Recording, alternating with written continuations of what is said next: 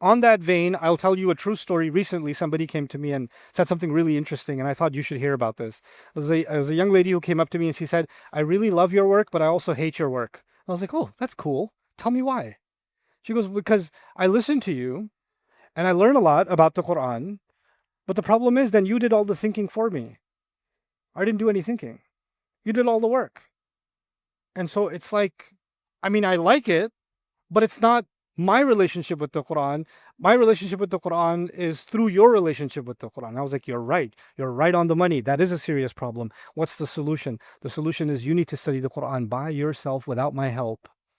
You need to read the ayat and ask your own questions and engage with the text yourself directly and document what you think it says, what you think it doesn't say, etc., etc. And then eventually listen to a lecture of mine. And even then, maybe some of your questions didn't get answered. Then also go to the tafasir, also go to other scholars, engage in an investigation. But the first step cannot be somebody else. The first step has to be you. The first step cannot be me. Maybe in the beginning, here and there. But if you really get serious, the first step has to be you. I'm just there to kind of help you along or validate some things or invalidate some things as you go. And you kind of, you come to me for a little bit of help here and there, and you end up even disagreeing with me, all good. Because we're all trying to learn. But that's supposed to be the process. And that was actually a beautiful question. I thought it was a beautiful thing. Because that's actually the intent from Allah in the institution of examples. Okay, so now let's move forward. Allah says, وَمَا يُضِلُّ بِهِ إِلَّا الْفَاسِقِينَ. But I was going to give you other examples too of يَقُولُون being sarcastic. Like يَقُولُون, فَمِنْهُمْ مَنْ يَقُول أَيُّكُمْ زَادَتْهُ هَذِهِ إِيمَانًا. Among them is those who say, who of you heard this and their iman increased? Who of you, through this verse, their faith enhanced? They're not really asking a question, they're making a sarcastic comment. So that يَقُول is in that vein, right? Okay. Now, Allah says, وَيَهْدِي بِهِ كَثِيرًا. He guides many with it. Who did He mention first? Those He allows to be misguided. He's given this book as guidance, but a misuse of this book, and you are free to be misguided. And what's the only difference? Mindset. It's the only humility. Humility to the word, or a pompous rejection of the word. That's the only difference. And then He says, now, as I read this ayah, I start getting nervous. Well, if Allah allows many people to be misguided with the Quran, then how do I know I'm not one of them? And then He says He guides many also with it. But how do I know if I'm going to be in the right camp? In fact, in many Muslim countries, where I come from in Pakistan, neighboring country, huge population in India, in Bangladesh, in Nepal, many of these South Asian countries, we learn growing up, don't read the Quran yourself. You're going to get misguided. You need to master usul al-fiqh, sharia, aqidah, usul. There's a long list of ulum before you even open a page of the Quran. Other than that, just recite it for barakah, right? That's what you learn. Right? And otherwise you're going to be misguided. And when you read that, you're like, oh, you're reading Quran by yourself, you're going to be misguided. You're going to be misguided. When the Quran came, even the jinns were commenting on the Quran without getting an ijazah in fiqh. In the Quran. Right? And the Quran is telling us about young men who didn't have any prophet, who just said there's a single God, and they ran off into a cave, and they're heroes in the Quran with no ijazat. Right? But now we have to go through 18 filters before we even open the book. That's the new standard, right? So we misinform the public to say, don't engage with the Quran, you're going to be misguided. No, you will be misguided if you come to it with the wrong attitude. With the wrong attitude. I should come to the book with humility, looking for answers. And when I get questions, I should go to those who know more than me and seek their help and continue to seek their help, but still continue to ask questions. That's what's supposed to happen. That's how I'll know I'm not falling in the first category. But then there's another safety filter in this ayah. Allah says, وَمَا يُضِلُّ بِهِ إِلَّا الْفَاسِقِينَ. Just when I was wondering, He allows many to be misguided, many to be guided. Allah says, and by the way, He does not allow anybody to be misguided by these examples, except those that are fasiqeen, the corrupt. Now, this is really cool. I've said this enough times, but I don't get tired of saying it. There's two versions of the word corrupt in Arabic. Fasid with a dal and fasiq with a qaf. And the fasiq with a qaf, fasaqa, is actually used for when the goo on the inside of a fruit, kharajat min qishriha, when it comes out from the shell. So if an apple is bad, but it looks good, but only when you open it, you find it's rotten on the inside, it's fasid with a dal. But if you look at the apple, it's already gooey. It's got the brown spot on it. You can stick your finger in it. That's fasiq. That's fasiq. So fasiq actually means a corrupt person whose corruption is no longer hidden. It's actually come out. It's exposed. A fasid could be a person who's corrupt, but their corruption is not very well known. It's embedded. It's hidden. That's the difference between fasiq and fasid. But so, by the way, for food also, you could say ta'amun fasid and ta'amun fasiq. Labanun fasid, labanun fasiq. If the milk is fasid, it looks good, and then you drink it and you find out. But if the laban is fasiq, it's turned green already. So you already know, oh, inna lillahi wa inna ilayhi raji'un. Right? Okay, that would be fasiq and fasid. Allah says the only people who Allah allows to be misguided, even though they're engaging with the examples, are the fasiqeen. And so Allah is taking us in a very different direction. This is going to take about 10 minutes for me to explain, no longer, and I'll call it a night. But please pay attention to this. Usually, when you don't understand something, you are missing something called prerequisites.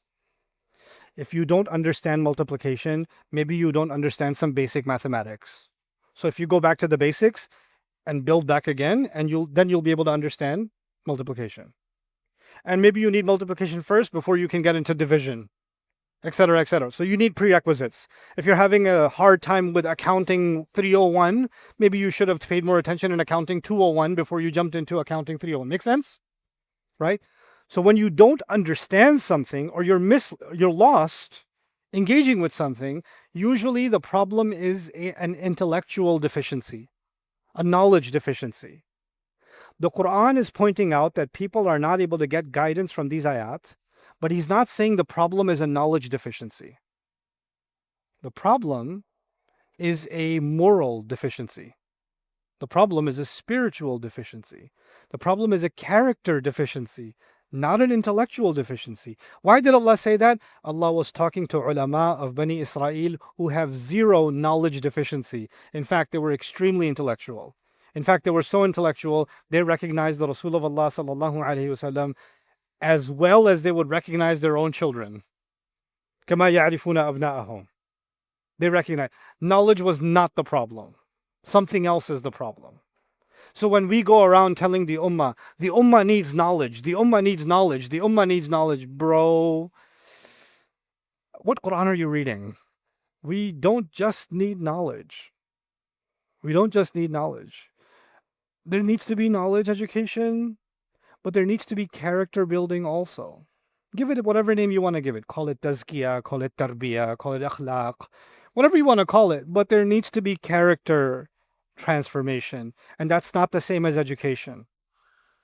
Let's be real about this.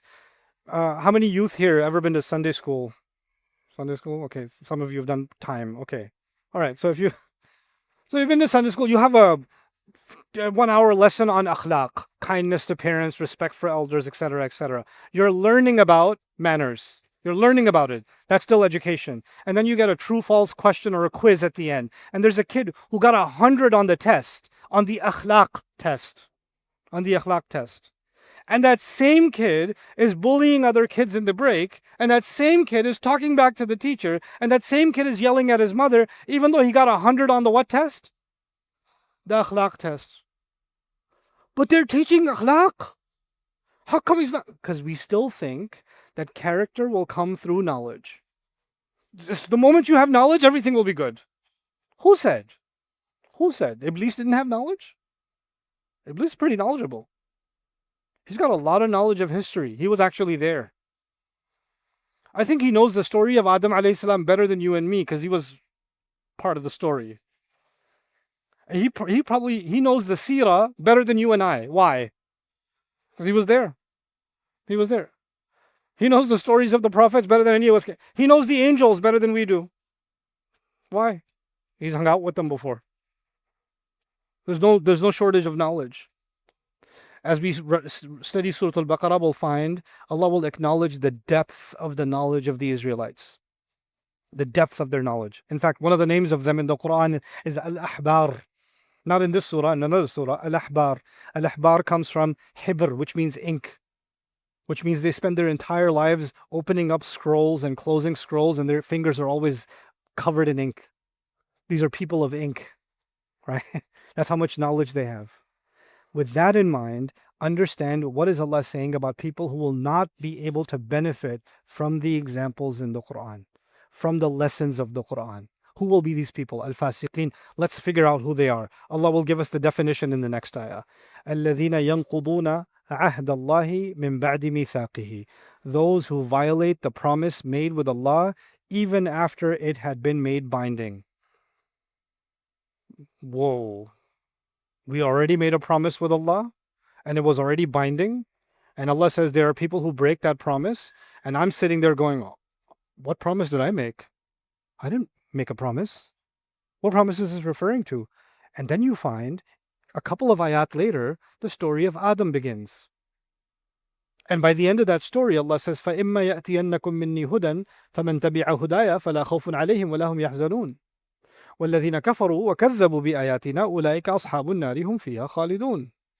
Whoever follows my guidance will have no fear or shall not grieve. And whoever denies and calls my revelations a lie, those are the people in hellfire, in which they will remain.